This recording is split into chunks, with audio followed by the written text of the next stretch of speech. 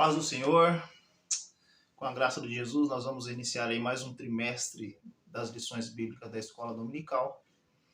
O próximo trimestre aí, que já se inicia agora em janeiro, ele vem com um tema muito bom, muito importante, que é o corpo de Cristo, origem, natureza e vocação da igreja no mundo.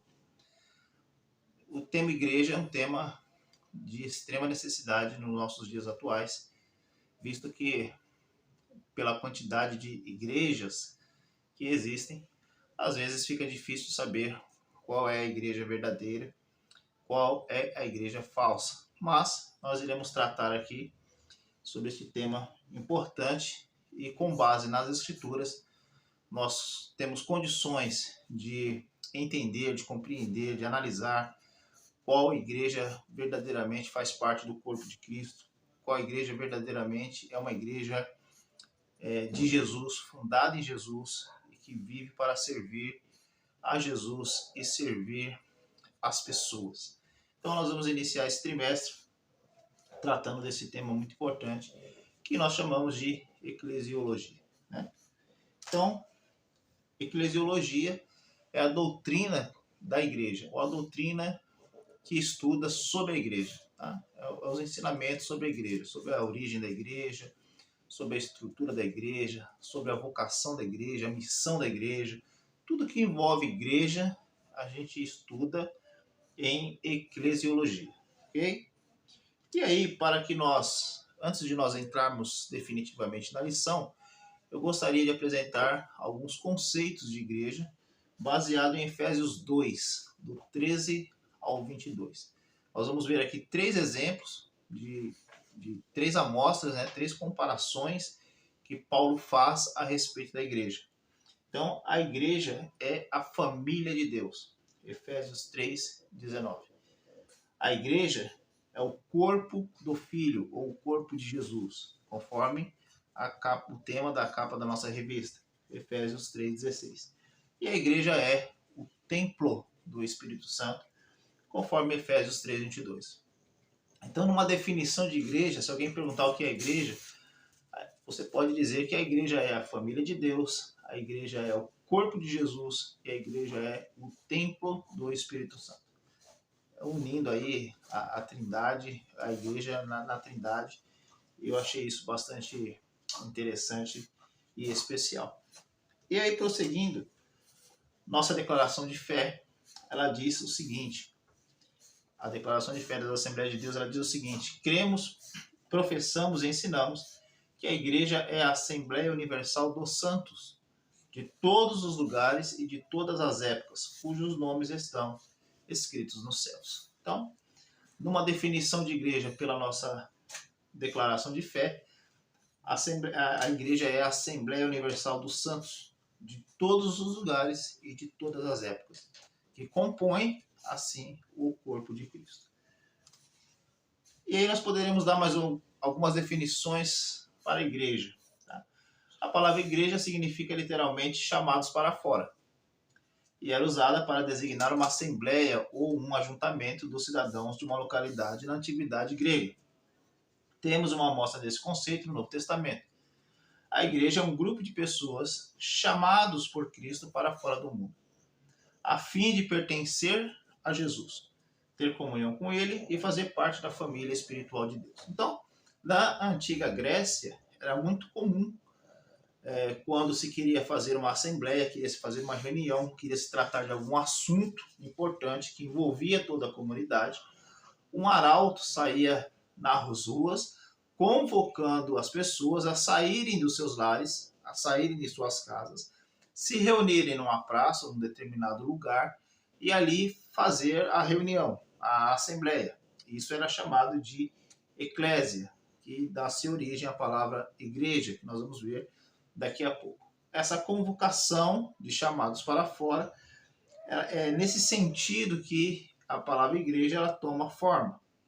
Quando as pessoas são chamadas para fora do mundo, ser salvos, ser tirados de fora do mundo, para formar aí uma nova família, para formar um novo corpo, para formar uma nova associação, que é chamado de igreja. Jesus assevera em Mateus 16:18: edificaria minha igreja. Esta é a primeira entre mais de 100 referências no Novo Testamento que emprega a palavra grega primária para igreja, que é a palavra eclésia, composta com a proposição ek, fora, e o verbo kalson, chamar. Logo, eclésia denotava originalmente um grupo de cidadãos chamados e reunidos vivendo um propósito específico. No nosso caso, o propósito da igreja, que nós vamos ver logo mais. O termo tem uma aplicação mais sagrada e refere-se àqueles que Deus tem chamado para fora do pecado e para dentro da comunhão de seu Filho Jesus Cristo, e que se tornam concidadãos dos santos e da família de Deus. Eclésia é sempre empregada às pessoas e também identifica as reuniões destas para adorar e servir ao Senhor. Então, eclésia é o nome que se dá à igreja nessa designação, nesse termo de ser chamado para fora. Calbar, um teólogo, ele diz o seguinte: a igreja, ela é a comunidade viva do vivo Senhor Jesus Cristo. Somos chamados a ser igreja, tá? Guarde isso. Há chamados especiais para tarefas específicas, há o chamado para ser igreja. A finalidade dessa vocação é, antes de tudo, viver a experiência da comunhão em Jesus Cristo. Pode-se dizer que a comunhão é a palavra definidora da igreja. A comunhão estabelece uma mediação de identidade e diferença. O diferente une-se ao outro na participação a algo que lhes é comum, sem que se diluam as diferenças. Então, Calbar diz essa primeira frase dele aqui, eu achei muito legal. Ela é a comunidade viva do vivo Senhor Jesus Cristo. Somos chamados para ser igreja, a ser igreja. Ok? E aí, entrando agora definitivamente na nossa lição, o comentarista desse trimestre é o pastor José Gonçalves, é o pastor da Assembleia de Deus em Água Branca, no Piauí. Tá bom? Na nossa lição 1, nós vamos tratar sobre a origem da igreja, quando a igreja passou a existir.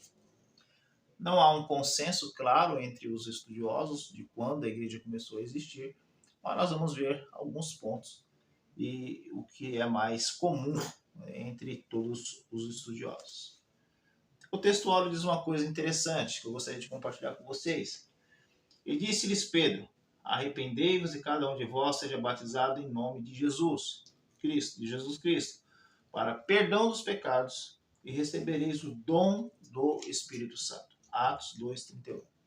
E a verdade prática diz o seguinte: a igreja é a família de Deus, comprada com o sangue de Cristo e selada com o Espírito Santo. Nós vamos observar o seguinte: tanto o dom do Espírito Santo quanto o selo do Espírito Santo estão relacionados à salvação. Tá? Tanto o dom do Espírito Santo, de Atos 2:38, como o selo do Espírito Santo, em Efésios 1:13, só podem ser recebidos após a conversão. Então, tanto o dom como o selo do Espírito Santo é algo que vem na pessoa após ela reconhecer Cristo, se decidir por Cristo, ter Jesus em sua vida. E aí o Espírito Santo vem e faz essa obra maravilhosa que ele faz na vida de todo cristão. Requisitos para ser participante da igreja: crer em Jesus como único e suficiente Salvador. Ser batizado, o batismo é uma ordenança de Jesus. E receber o selo, ou ser selado pelo Espírito Santo.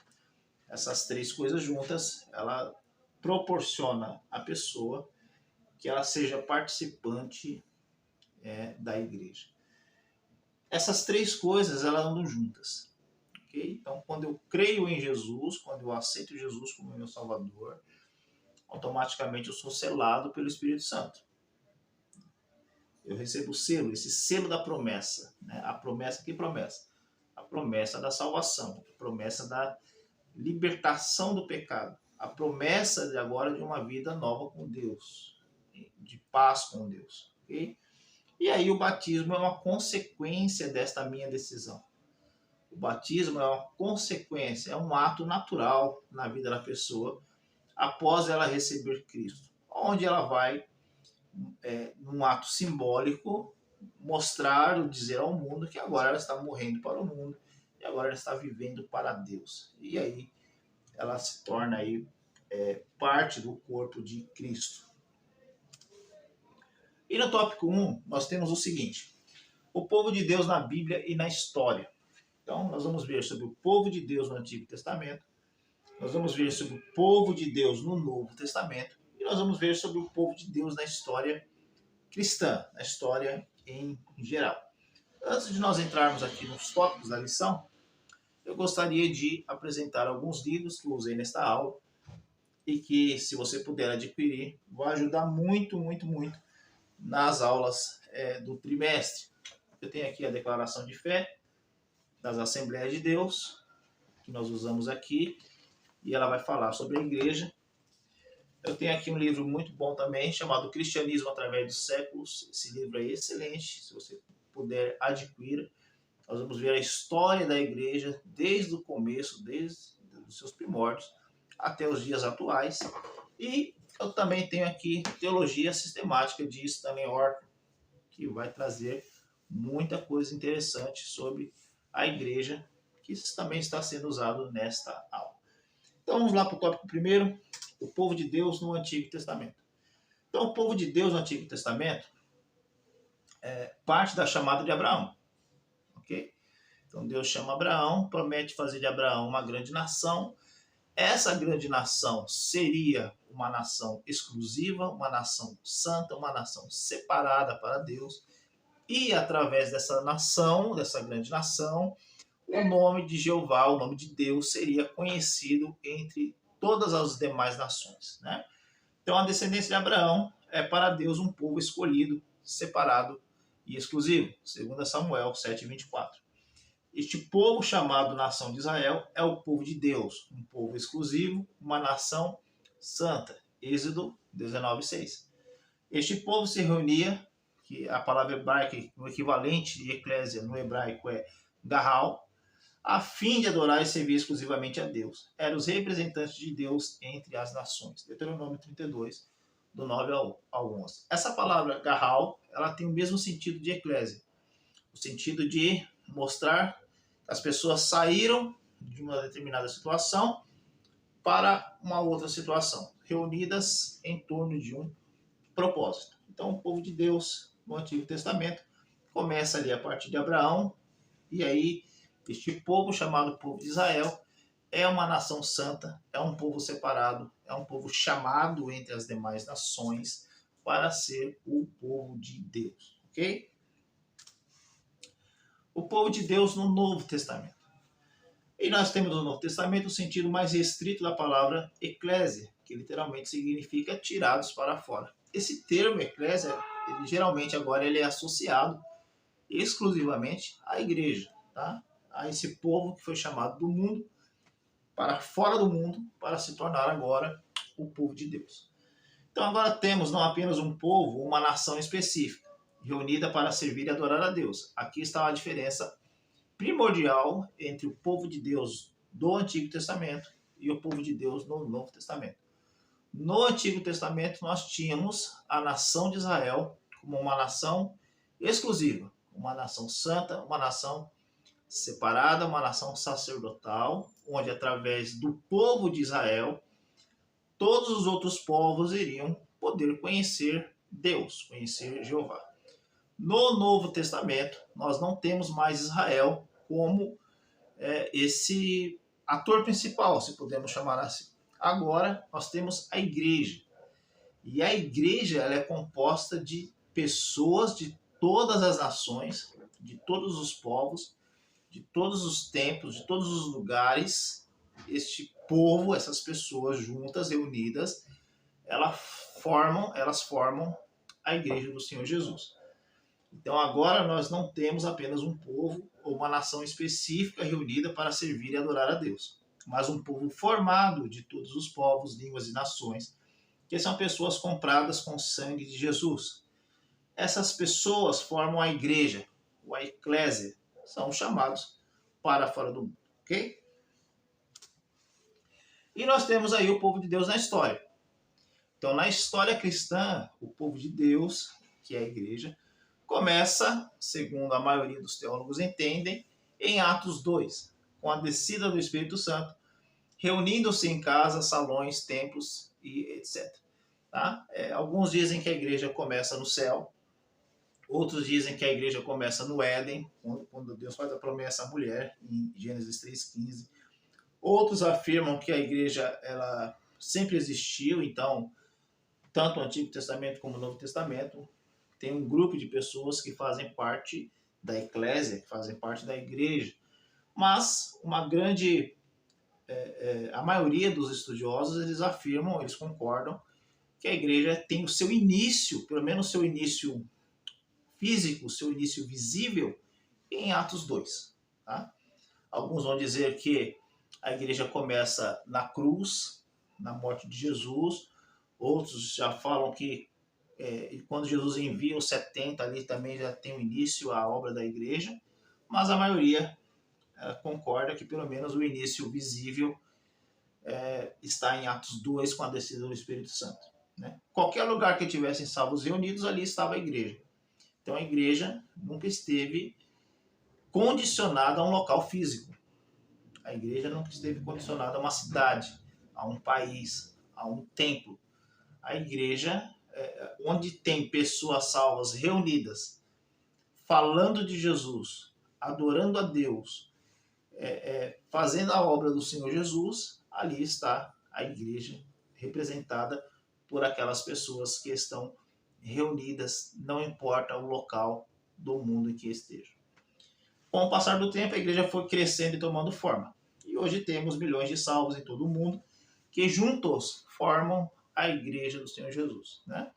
Nós teremos ainda a oportunidade de ver a separação entre instituição e a igreja invisível, a igreja visível, mas isso é numa próxima aula, isso é mais para frente, ok? E aí no tópico 2 nós temos a igreja como criação divina. Então, a igreja como um ideal de Deus, a igreja como uma realidade concreta e a igreja no Pentecostes. Então, o tópico 2 vai tratar desses 3 pontos. E o primeiro ponto, a igreja como um ideal de Deus. Então, a igreja não é uma idealização humana, não nasceu no coração de um homem, não pertence a homem nenhum. A igreja é uma idealização de Deus. É Deus que planejou, Deus que projetou, Deus que inaugurou, é de Deus. Pertence a Jesus. Então, a igreja pertence a Deus. Em Mateus 16:18, Jesus diz o seguinte: edificarei a minha igreja. Portanto, a igreja é um projeto de Deus, antes mesmo da fundação do mundo. Okay? Um projeto de Deus que foi idealizado antes da fundação do mundo. A partir de Atos 2, no dia de Pentecostes, a igreja passa a ser uma realidade.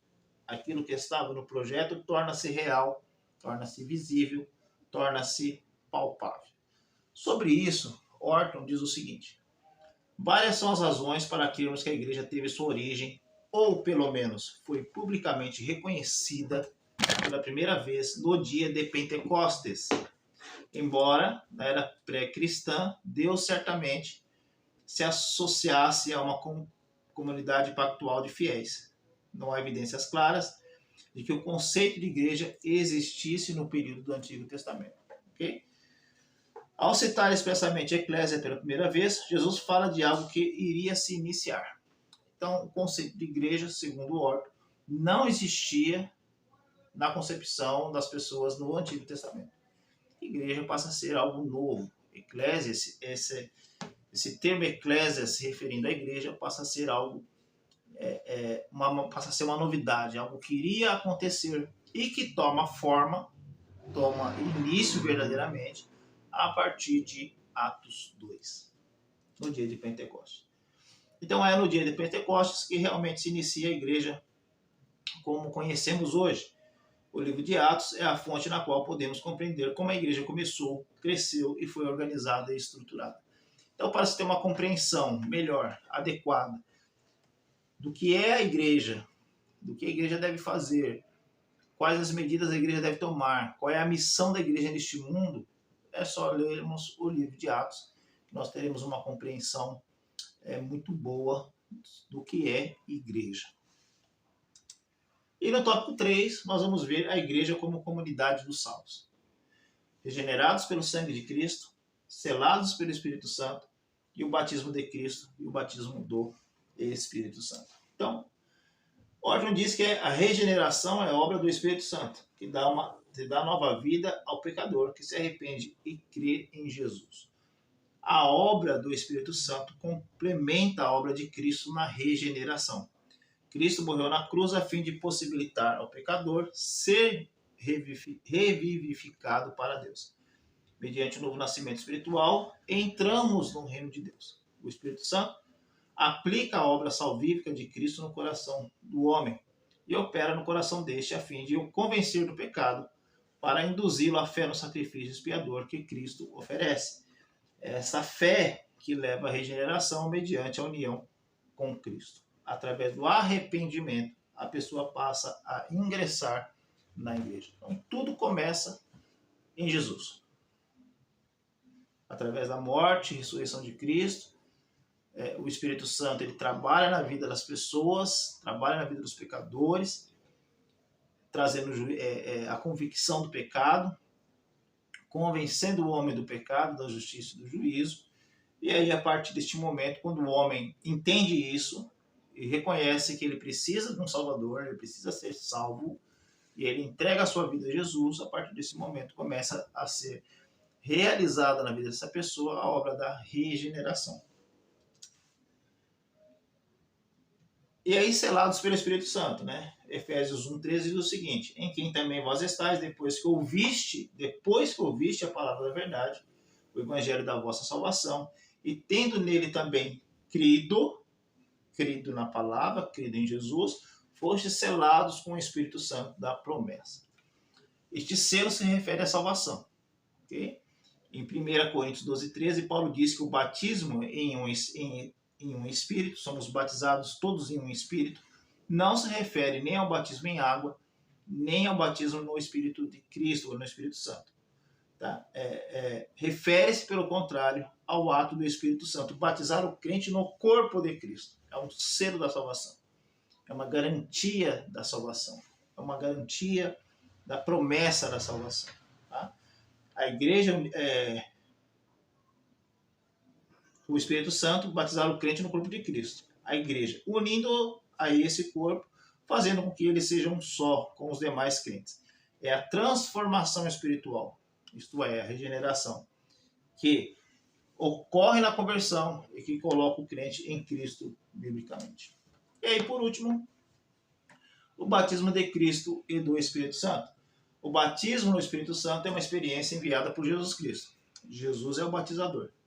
Como registrado no Evangelho de Lucas, Jesus descreveu como sendo a promessa do Pai, através do qual os crentes em Cristo receberiam o poder do alto. Então, é Jesus que batiza a pessoa com o Espírito Santo. E o Espírito Santo é quem batiza o novo crente no corpo de Cristo. E não entristeçais o Espírito Santo de Deus, no qual estáis selados para o dia da redenção, conforme Efésios 4:30. Então, nós temos aí os dois batismos, o batismo de Jesus e o batismo do Espírito Santo, na questão da salvação, da conversão. Okay? Conclusão. Nesta lição, vimos como surgiu a igreja fundada por Jesus Cristo. Ela existiu primeiramente no plano de Deus. Ela foi estabelecida no Novo Testamento após a morte e ressurreição de Cristo. Ela teve a infusão dos cristãos no corpo de Cristo por meio do Espírito Santo. A igreja, portanto, não foi idealizada por homem algum, nem tampouco está fundada sobre teses humanas. O seu fundamento é Cristo, que é o cabeça da igreja. Por isso, é um grande privilégio fazer parte do corpo de Cristo. Então, nós temos aí a origem da igreja, essa lição 1, a origem da igreja. Muito mais virá no restante do trimestre.